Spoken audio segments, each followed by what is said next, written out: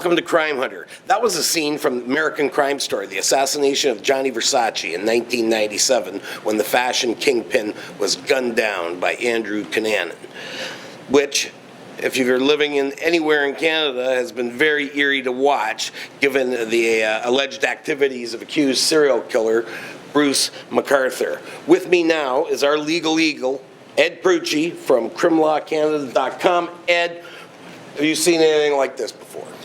Well, I mean, yes and no. Anytime you get a serial killer, people start wondering, my goodness, how has this ever happened before? And they start thinking back. Canada's not immune to this type of scenario. I mean, we had our Robert Pickton. Very recently, we had the nurse Wettlaufer. So we've seen serial killings before across Canada, whether it's targeting the gay village in this way, going back as long as it has in this way, because everybody's concerned. We've got, right now, I think the number is 6 bodies or remnants. And they're expecting that number to climb. They're definitely expecting that number to climb because we've only got 5 murder charges, and we don't know necessarily that the bodies match the murders. In other words, we may have bodies of people for whom he has not yet been charged, and we may have charges for whom there are not yet bodies. So the numbers are really up in the air there. And then when you talk to the psychologists, and they tell you, hey, most serial killers get started in their mid-30s, and you've got McArthur who's in his mid-60s, you start wondering, wow, how are we just scratching the surface of something much, much bigger?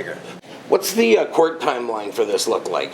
Well, so right now the next court date is February 14th. Valentine's Day. It is. I don't think that was picked intentionally, but that just so happens to be. I don't expect much to happen, truthfully, on that court date. We're still very, very early in the process. Defense lawyers are going to be asking for disclosure. They're going to want a huge mountain of that the police are preparing. But more importantly, this isn't over just in terms of the charge list yet. I don't think the Crown is done. I don't think the police are done yet. So there's not much point in racing ahead to figure out what do we do with the first 5 charges when cops are in the middle of saying there may be 5, 10, I don't even know how many more. Would you take on McArthur's case? That's a toughie. Well, look, it's a tough case, but I think any criminal lawyer, if you're really in the business, you'll take any case. You're interested in those kinds of cases. What you're going to do with a case like that, that's the question that's a little bit trickier. How would you defend them? Well, so where does it go from here, right? First question is the disclosure. We've got to figure out there's going to be mountains and mountains and mountains of paperwork, of surveillance, of videos, of forensics. That's going to take, I would expect, months before it's all complete. Once you have all of that, you start getting a sense of what kind of trouble is my client in. I mean, the simple answer is a lot, but the more complex question is, well, where is this coming from, and where are the weaknesses, where are the strengths, what do I want to do with this? So we're at the very beginning of a process that I would expect, if it goes the distance, could go not months but years.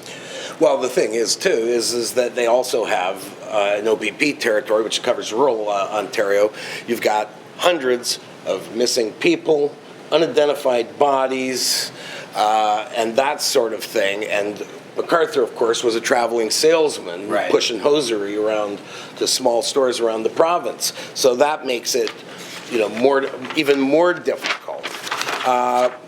So what do you say? I mean, what would be your final word on Bruce McArthur? Can you make sense of this for us? Well, making sense of it obviously is a very tricky question to ask right now. What I can say is that we don't know what direction this is headed in. We don't know how long it's going to take to get there, and we don't know how fast. When we go back to looking at other serial killers, we had Pickton go to trial multiple times in multiple different scenarios and ultimately get convicted of anything and everything before the Crown finally said it's not worth pursuing him again for yet another homicide, and they sort of pulled the plug.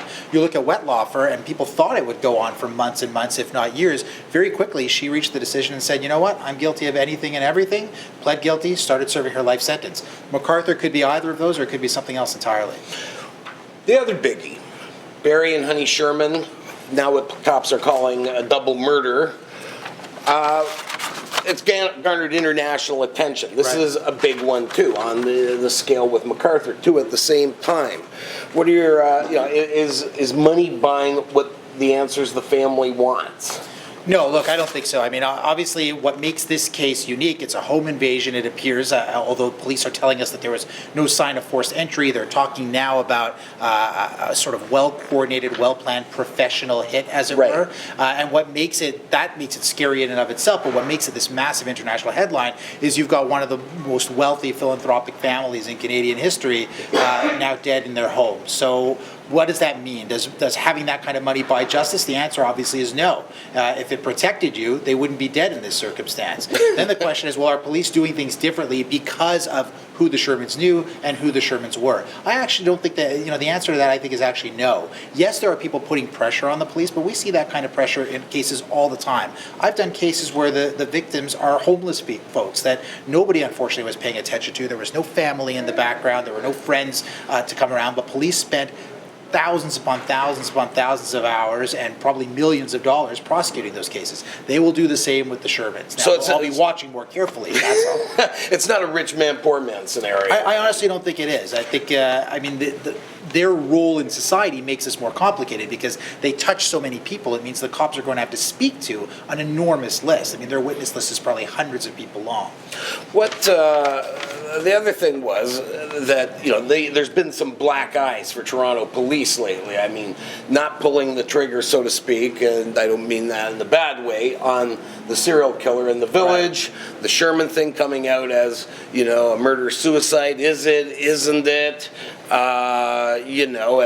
Stoner cops falling out of trees and stuff. Are you a bit disappointed in the police service? Well, look, out of all the ones that you just mentioned, the one that disappoints me the most is the stoner cops. So I know that sounds like it's the silly one compared to these serious questions, but I don't think the police are botching or punting investigations like McArthur's or the Shermans. Okay, I think there certainly was some sort of leak that should never happen on the Sherman side, and if anything, I think that what you can blame police for is not squashing that sooner. Once they recognized that got out there and it shouldn't have, maybe that was the time to come forward and say, wait a second, I don't know who told you that, but it's not right. Now, it may be that they're doing that on purpose, and what happens is when leaks like that come out, whether intentionally or otherwise, it's investigatively to their advantage not to say anything because they're listening, they're talking to people, they're waiting, and maybe we'll find that in the McArthur scenario too. So I think it's a little too early to put too much blame on the cops. We should be careful. We should hold them to a high standard, but let's wait and see.